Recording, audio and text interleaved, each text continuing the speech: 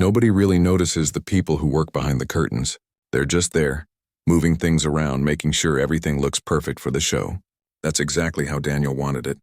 For 3 years, he'd been working at one of the biggest opera houses in the city, and most people didn't even know his name. Every evening, Daniel would arrive 2 hours before anyone else.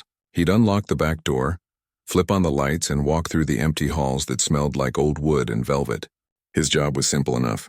Move the piano into position, check the lighting, make sure the stage was ready for whatever performance was scheduled that night. Then he'd disappear into the shadows while famous musicians took their bows and received thunderous applause. But Daniel had a secret. A secret that lived inside him like a fire he couldn't put out no matter how hard he tried. He could play. Not just play, but really play. The kind of playing that makes your chest feel tight and your eyes water without knowing why. The kind that makes you forget where you are for a few minutes. It all started when he was 8 years old. His parents ran a small convenience store in the neighborhood, working 16-hour days just to keep the lights on. They didn't have money for piano lessons or fancy music schools, but there was an old upright piano in the community center basement, and Daniel would sneak down there after school. At first, he just pressed the keys randomly, listening to the sounds they made. Then he discovered something magical. There were videos online, free videos, of people teaching piano. He'd watch them on the library computer, memorizing every hand position, every technique. Then he'd rush to the community center and practice until his fingers hurt. His parents thought it was a waste of time. Music doesn't pay bills, his father would say, stacking cans on shelves. You need a real job. So Daniel stopped talking about it. He'd practice in secret, study in silence, and dream about music while pretending he wanted something more practical. When he turned 20, he needed work. The opera house was hiring stagehands. The pay wasn't great, but Daniel took the job instantly. Not for the money. He took it because he'd be close to real music, real musicians, real performances, even if he was just watching from backstage. The other stagehands were nice enough. There was Tommy, who always complained about his back. Lisa, who was saving money for culinary school. Raymond, the old-timer who'd been working there for 30 years and had a story about every performer who'd ever graced that stage. They'd eat lunch together, joke around, help each other move the heavy equipment. None of them knew about Daniel's secret. Every night, after the performance ended and the audience filed out, after the musicians packed up their instruments and the cleaning crew finished their rounds, Daniel would wait. He'd pretend to do extra work, organizing tools that didn't need organizing, checking equipment that was already checked. And when the last person finally left and he heard the distant click of the back door closing, he'd walk onto that empty stage. The grand piano would be sitting there, spotlit by the single work light they left on overnight. Daniel would approach it slowly, almost reverently, like it was something holy. He'd sit on the bench, adjust his position, and place his fingers on the keys. Then he'd play. He'd play Rachmaninoff, with all its thundering passion and delicate moments. He'd play Chopin, letting the melodies spin out into the empty theater like silk ribbons. He'd play Liszt, his fingers flying across the keys in passages so difficult that most trained pianists struggled with them. But Daniel had practiced these pieces hundreds of times. Thousands of times. First on that old upright in the community center. Then on a cheap electric keyboard he bought at a pawn shop and kept in his tiny studio apartment. He'd practice until 2 in the morning, then wake up at 6 to be at the opera house by 8. He never told anyone because, honestly, what would be the point? He didn't have a music degree. He'd never been to a conservatory. He couldn't list any famous teachers or impressive credentials. He was just a stagehand who happened to play piano. Nobody cared about that. Sometimes during performances, he'd stand in the wings and watch the featured pianists. They'd walk onto the stage in their elegant concert attire, sit at the same piano Daniel touched every night, and play for audiences that hung on every note. He'd study their technique, their interpretation, the way they moved their bodies with the music. Then later, in the empty theater, he'd try to incorporate what he'd learned. Raymond caught him once, about 6 months into the job. The old stagehand had forgotten his thermos and came back to retrieve it. He stood in the shadows of the theater, listening to Daniel play an entire Beethoven sonata. When Daniel finally noticed him and stopped abruptly, terrified he'd be fired for using the piano, Raymond just smiled. "Kid," he said, walking down the aisle, "that was something special. How long have you been doing this?" Daniel's face burned with embarrassment. I'm sorry, I shouldn't have touched it. How long? Raymond interrupted gently. Most of my life, Daniel admitted quietly. Raymond nodded slowly, like this confirmed something he'd suspected. You're better than half the pianists we get here. You know that? Daniel shook his head. I'm self-taught. I've never performed anywhere. I just play for myself. Biggest waste I've ever seen, Raymond said, but not unkindly. You've got a gift and you're hiding it backstage like it's something to be ashamed of. I'm not ashamed, Daniel protested. I just know my place. People like me don't get to perform on stages like this. Raymond studied him for a long moment. Maybe not, he finally said. But that doesn't make it right. After that night, Raymond kept Daniel's secret. Sometimes he'd make sure Daniel had extra time alone in the theater. Sometimes he'd leave him notes about which pieces the upcoming performers would be playing, so Daniel could practice them too. But nothing changed. Daniel still arrived early, still moved pianos and adjusted lights, still watched from the wings as others lived the dream he'd convinced himself was impossible. He'd accepted his role. This was as close as he'd ever get to the music he loved, and that was okay. It had to be okay. He had no idea that everything was about to change in the most unexpected way possible. That in just a few days he'd face a moment that would test everything he'd been practicing in secret all these years. A moment that would force him to choose between safety and the dream he'd buried so deep, he'd almost forgotten it was there. Saturday started like any other day at the Opera House. Daniel arrived at noon, earlier than usual because tonight was special. The annual gala. The biggest event of the year. This wasn't just another performance. This was the night when all the wealthy donors came dressed in their finest clothes. When critics from every major newspaper showed up with their notepads. When the mayor himself sat in the front row. The gala raised hundreds of thousands of dollars for the Opera House. Everything had to be absolutely perfect. Daniel had spent the morning making sure the stage looked flawless. Every chair for the orchestra was positioned exactly right. The lighting had been tested 3 times. And the piano, a gorgeous Steinway grand that cost more than Daniel would make in 5 years, sat center stage gleaming under the spotlights. Tonight's featured performer was Viktor Petrov, one of the most famous pianists in the world. Daniel had watched videos of him online. The man was incredible. He'd played at Carnegie Hall, the Royal Albert Hall, concert venues across Europe and Asia. Having him at the gala was a huge deal. Raymond walked past carrying a music stand. Big night tonight, kid. Yeah, Daniel said, adjusting one of the microphones. Biggest of the year. Petrov's supposed to be something else. Should be quite a show. Daniel nodded, trying not to think about how amazing it would be to actually perform on this night, instead of watching from backstage. He'd long ago accepted his role, but sometimes on nights like this, the longing still crept in. By 6 o'clock, the energy backstage had shifted into controlled chaos. Orchestra members arrived, unpacking instruments and warming up. The sound of violins, cellos, and wind instruments mixed together in a discordant symphony. Staff members rushed around in their formal attire, checking last-minute details. Daniel was adjusting some stage curtains when he heard someone running.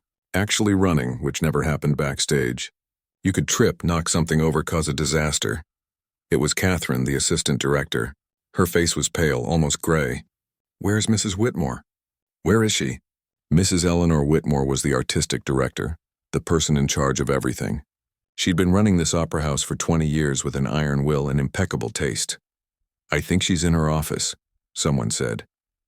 Catherine took off running again. That's when Daniel knew something was seriously wrong. Within minutes, the rumor spread through backstage like wildfire. Viktor Petrov was sick. Not just a little sick, really sick. Food poisoning from lunch at some fancy restaurant. He was at the hospital, hooked up to an IV, unable to stand without getting dizzy. He definitely couldn't perform. Daniel felt his stomach drop. This was a catastrophe. The gala started in less than 2 hours. There were 300 people who'd paid premium prices for their tickets. There were donors who'd flown in from other states specifically for this event. There were journalists ready to write reviews. And there was no pianist. Mrs. Whitmore emerged from her office, her phone pressed to her ear. She was calling someone, talking fast. I don't care if you're at your daughter's recital, I need you here. This is an emergency. Pause. You can't? Who else then? Give me names. She hung up and immediately dialed another number. Robert, Eleanor Whitmore. I need a massive favor. Victor Petrov is in the hospital and I need a replacement pianist in 90 minutes. Her face fell. You're in Boston? Could you possibly know I understand? Do you know anyone in the city who could already committed? Thank you anyway. Daniel watched from the edge of the stage as Mrs. Whitmore made call after call. But it was Saturday night. Every professional pianist in the city was already playing somewhere else. Concert halls, recitals, private events. Nobody was available. What about Johnson? Catherine suggested. He filled in last year when... He's on tour in Japan, Mrs. Whitmore said, her voice tight with stress. Won't be back for 2 weeks. The clock kept ticking. 7 o'clock became 7:15. The orchestra members sat in the pit warming up, unaware of the crisis unfolding above them.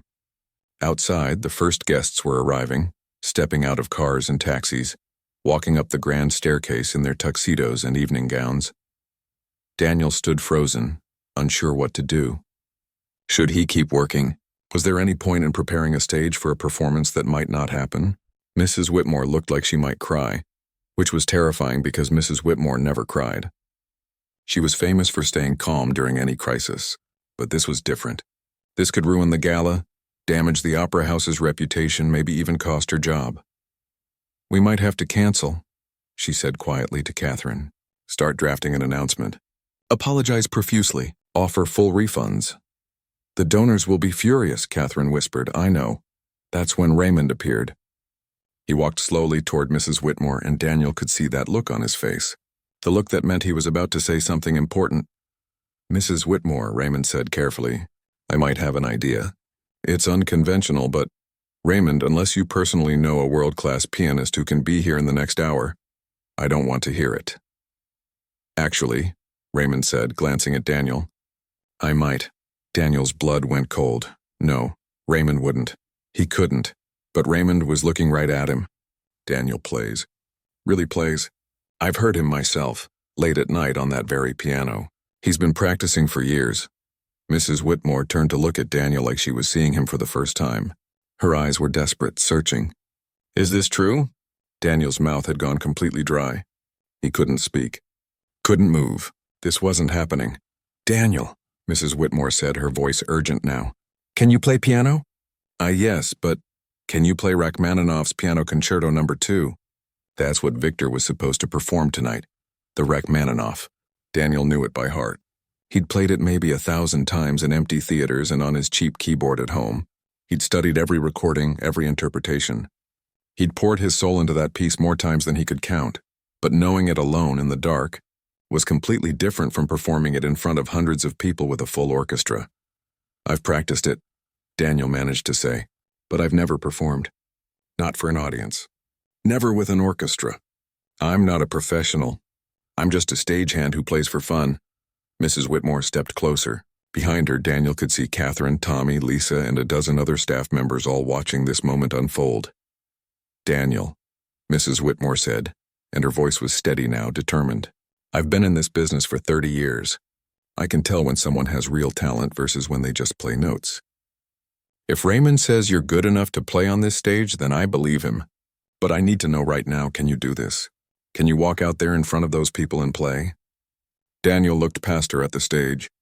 The beautiful stage he'd prepared hundreds of times but never stood on as a performer. The spotlights were already warming up, casting golden light across the piano. His heart was hammering so hard he thought it might burst through his chest. Every instinct told him to say no, to back away, to stay in his safe role behind the curtains.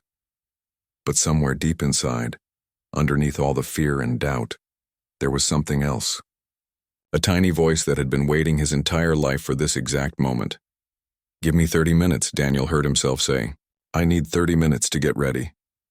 Those 30 minutes felt like 30 seconds. Daniel found himself in one of the dressing rooms, the same rooms where famous performers prepared before their shows. Catherine had rushed in with a tuxedo that belonged to one of the orchestra members. It was slightly too big, but there wasn't time to find anything better. His hands shook as he buttoned the shirt. He'd never worn anything this formal in his life. The bow tie took 3 attempts to get right, and even then it sat a little crooked. There was a knock on the door. 10 minutes, someone called out. 10 minutes. Daniel sat down hard on the chair, his legs suddenly weak. What was he doing? What had he agreed to? This wasn't just playing piano in an empty theater at midnight. This was performing one of the most technically difficult pieces ever written, with a full orchestra, in front of hundreds of people who'd paid good money to see a professional. A real professional, not some stagehand who'd learned from YouTube videos. The Rachmaninoff Piano Concerto No. 2 wasn't just hard. It was brutally, impossibly hard. There were sections where both hands had to move independently at lightning speed. There were delicate moments that required perfect control. There were thundering passages that demanded raw power. Professional pianists with decades of training struggled with this piece, and Daniel had never played it with an orchestra. Never. He'd practiced along with recordings on his headphones. Sure, but that was completely different. In those practice sessions, if he made a mistake, he could stop and start over. Tonight, there were no second chances. His mind flooded with doubts. What if he forgot a section? What if his fingers froze up? What if he played a wrong note in the opening and threw off the entire orchestra? What if people laughed? What if Mrs. Whitmore regretted giving him this chance? What if he embarrassed everyone who'd believed in him? He thought about his parents. They'd be at the convenience store right now, probably arguing with a supplier about prices or restocking shelves. They'd sacrificed so much, worked so hard just to keep food on the table. And what had he done with the opportunities they'd given him? Become a stagehand, hidden his talent like it was something shameful. If he failed tonight spectacularly and publicly, it would confirm what he'd always feared, that people like him didn't belong on stages like this, that dreams were fine for other people but not for him. Another knock. 5 minutes, Daniel. He stood up and looked at himself in the mirror. The tuxedo made him look different, almost like he belonged, but inside, he still felt like the same kid who'd snuck into the community center basement to play an out-of-tune piano. There was a small part of him, a voice in the back of his mind, that wanted to run. Just walk out the back door and disappear. Let them cancel the performance. Better to cancel than to fail in front of everyone. But then he thought about all those nights, all those hours spent practicing when he should have been sleeping, all those times he'd played that Rachmaninoff concerto alone in the dark, pouring everything he had into music that no one would hear. He'd played it when he was happy, when he was sad, when he was angry at the world for making everything so hard, when he felt hopeful, when he felt hopeless. That music had been his companion through everything, and the truth was he knew this piece. Really knew it, not just the notes but the soul of it. He understood what Rachmaninoff was trying to say. The longing, the passion, the moments of quiet beauty and explosive joy.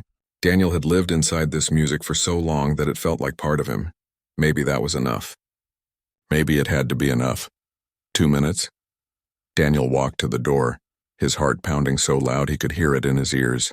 When he stepped out, Raymond was waiting in the hallway. The old stagehand smiled. "You're going to be great, kid. What if I mess up?" "Then you mess up," Raymond said with a shrug. "But you know what? At least you'll have tried. That's more than most people can say. Most people spend their whole lives wondering what if. Tonight you get to find out." Daniel nodded, not trusting himself to speak. They walked toward the stage entrance. Daniel could hear the murmur of the audience on the other side of the curtain. 300 people, critics, donors, the mayor, all waiting for a performance from Viktor Petrov, one of the world's greatest pianists. Instead, they were getting Daniel. A nobody, a stagehand who'd taught himself to play.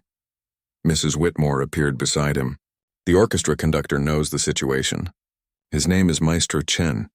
He's one of the best and he's going to help you through this. Just follow his lead, watch his baton, and trust yourself. Can you do that?" "I think so," Daniel whispered. "I've made an announcement," Mrs. Whitmore continued. "I told them Victor is ill and that we have a replacement performer. I didn't give them your name or background. I figured we'd let the music speak for itself. That somehow made it worse. They'd be expecting another professional. Another Viktor Petrov type. Not him." "Daniel," Mrs. Whitmore said, and something in her voice made him look at her. "I want you to know something. I've been doing this job for 20 years. I've heard hundreds of pianists. And when Raymond told me about you, when he said you were the real deal, I believed him because Raymond has never lied to me. Not once. So whatever happens out there, you belong on that stage. Do you understand me? You belong there." Daniel felt something shift inside his chest. Not confidence exactly, but maybe something close to it. Or maybe just acceptance.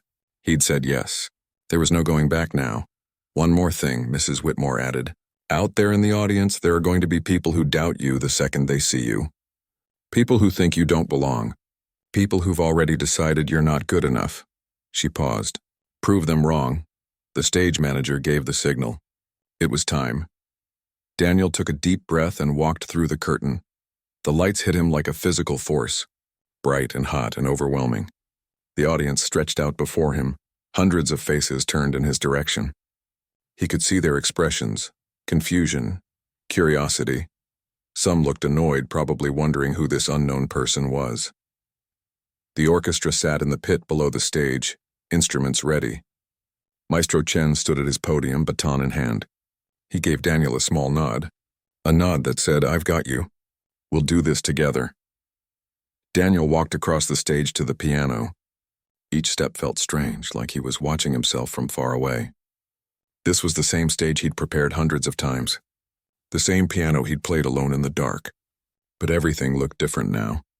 Felt different. He sat on the bench, adjusted his position, placed his fingers on the keys. The audience settled into silence. That particular kind of silence that happens right before a performance. Expectant, judgmental, waiting. Daniel closed his eyes for just a moment. He thought about every night he'd spent at this piano, every dream he'd been too scared to voice, every time he'd told himself he wasn't good enough. Then he opened his eyes, looked at Maestro Chen, and nodded. The conductor raised his baton, and Daniel began to play. The first notes came out wrong. Not wrong exactly, but tentative, scared. Daniel's fingers felt stiff, and he could hear the nervousness in the sound. In the orchestra pit, a few musicians exchanged glances. In the audience, someone coughed. This was it. This was where he'd fail, where everything would fall apart. But then something happened. Something Daniel couldn't quite explain later when people asked him about it. He stopped thinking about the audience, stopped thinking about the critics and the donors and the mayor sitting in the front row, stopped thinking about Mrs. Whitmore backstage probably holding her breath, stopped thinking about being a stagehand who didn't belong on this stage.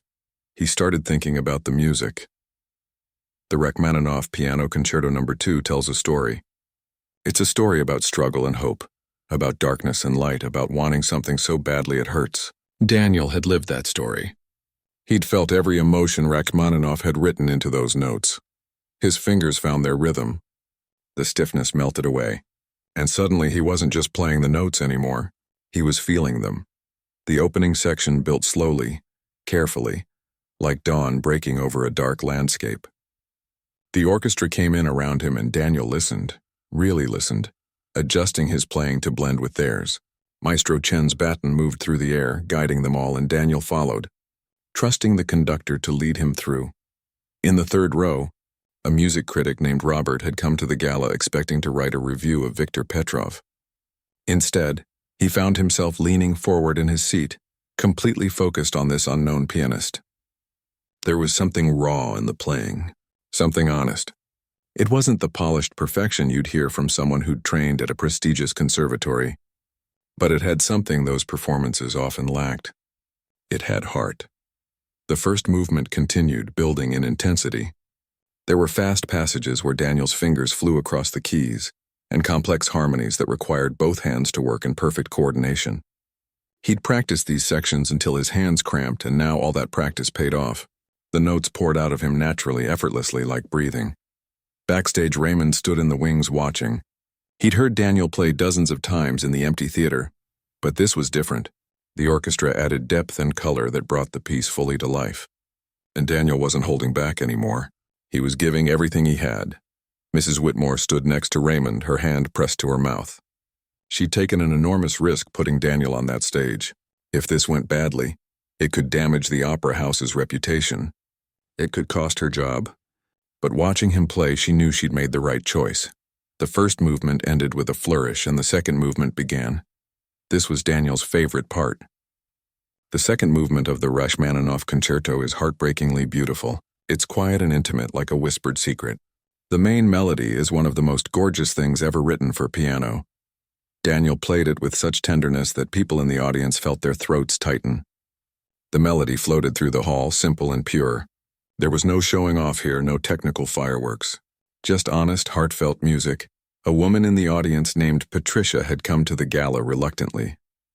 Her husband dragged her to these things for business reasons, and she usually spent the performances thinking about her to-do list. But now she found herself listening. Actually listening. The music was reaching something inside her, touching on feelings she didn't know she had. She wasn't alone. All around the concert hall, people were having the same experience. The confusion and skepticism they'd felt when this unknown performer walked onto stage had transformed into something else: respect, admiration, even wonder. Because what Daniel was doing up there wasn't just technically impressive, it was emotionally true. Every note carried weight. Every phrase meant something.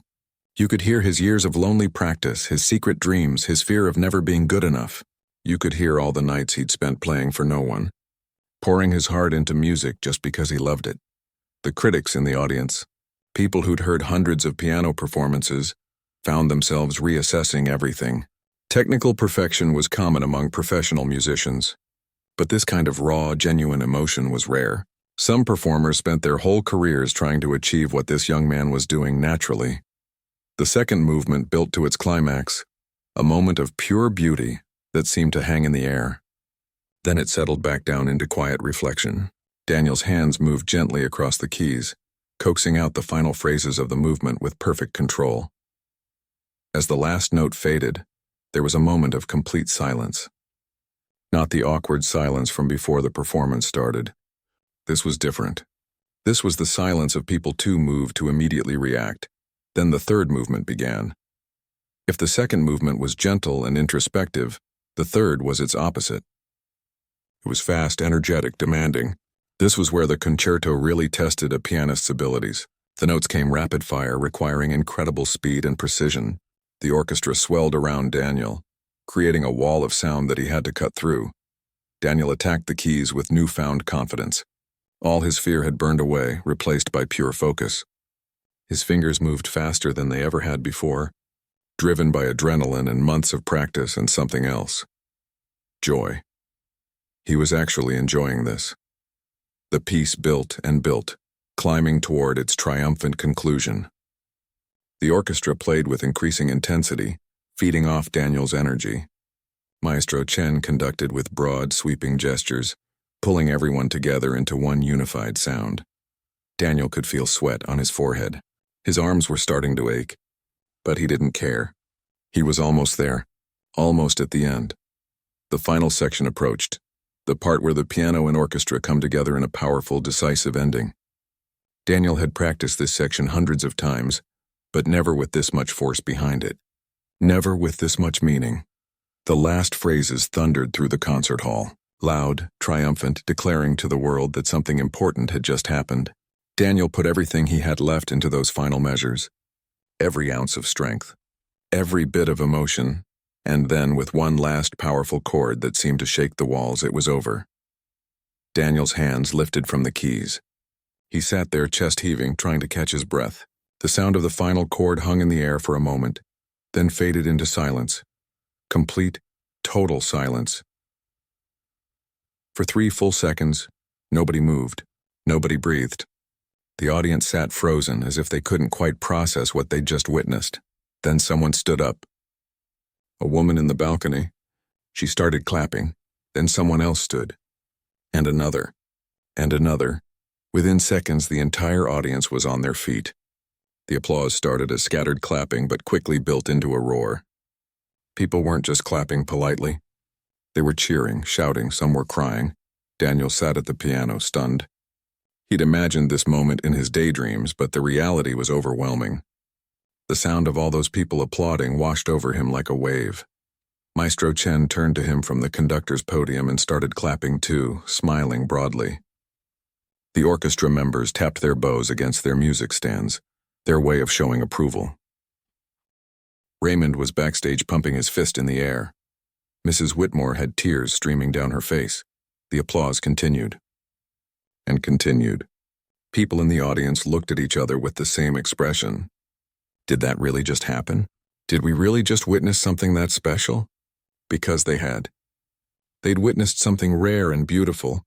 They'd watched someone step out from the shadows and claim a dream they'd been too afraid to reach for. They'd heard music played not for fame or money or critical acclaim, but simply because it needed to be played. Daniel stood up slowly and took a bow. The applause somehow got even louder. People were pulling out their phones now, recording this moment, knowing they'd want to remember it. Knowing they'd want proof that this actually happened. He bowed again. The applause didn't stop. In the audience, the music critic Robert was already composing his review in his head. He'd been reviewing concerts for 15 years and had become cynical about the whole business. But tonight had reminded him why he'd fallen in love with music in the first place. Patricia, the woman who usually didn't pay attention to these performances, was clapping so hard her hands hurt. She'd go home tonight and tell her daughter about this. Tell her that sometimes ordinary people do extraordinary things. Tell her to never give up on her dreams, no matter how impossible they seem.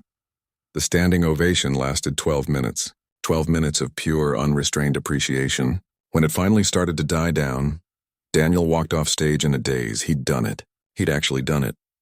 And somehow he knew his life would never be the same again. Daniel didn't sleep that night. He couldn't. He kept replaying the performance in his mind, still unable to believe it had actually happened. When he finally got back to his tiny apartment at 2 a.m, still wearing the borrowed tuxedo, he just sat on his bed staring at the wall.